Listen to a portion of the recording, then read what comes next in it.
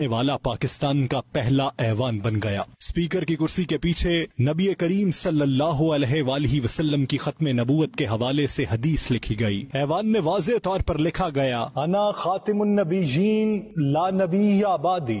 Punjab assembly کے نئے ایوان میں فرمان نبوی صلی اللہ علیہ وآلہ وسلم تحریر کیا گیا۔ NCA کے تعاون سے قرآنی آیات اور خوبصورت نقش و نگار بھی بنائے گئے۔ نیا ایوان اسپیکر چودھری پرویز الہی کی ذاتی کاوشوں سے تکمیل کو پہنچا۔ نئے ایوان میں صوبائی حکومت نے اپنا پہلا بجٹ پیش کیا۔ سنگ بنیاد کے 15 سال بعد نئے ایوان نے ارکان کو خوشامدید کہا۔ 16 سال بعد آج ہم یہاں سارے تشریف فرما ہیں اور اس ہاؤس میں یہ کہنا چاہوں گا کہ شاید ہم یہ مکمل نہ کر سکتے اور اگر وزیر اعلیٰ عثمان بزدار صاحب کا ہمیں تعاون نہ ہوتا۔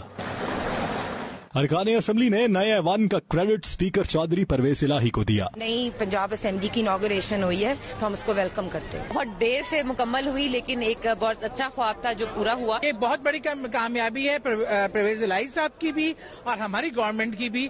آج یہ ایشیا کی سب سے بڑی اسمبلی کا ہال ہے۔ ارکان اسمبلی نے کہا، سالہ سال سے تکمیل کے منتظر اسمبلی کی نئی عمارت میں اجلاس خوش آئند ہے۔ میں سمجھتا ہوں کہ یہ رہتی دنیا تک چودھری پرویز الہی کے لیے لوگ جو بھی الیکٹڈ لوگ ہوں گے ان کے لیے دعاگو ہوں گے، اور یہ ایک تاریخی کارنامہ ہے کہ آج یہ بجٹ سیشن یہاں اسمبلی میں ہوا۔ پنجاب میں آنے والا ہر لیجسلیٹر آئندہ کئی سالوں میں پرویز الہی کو دعائیں ضرور دے گا۔ نیا بلڈنگ ہے، یہ شاندار ہے، بہت خوبصورت ہے، ماڈرن ہے۔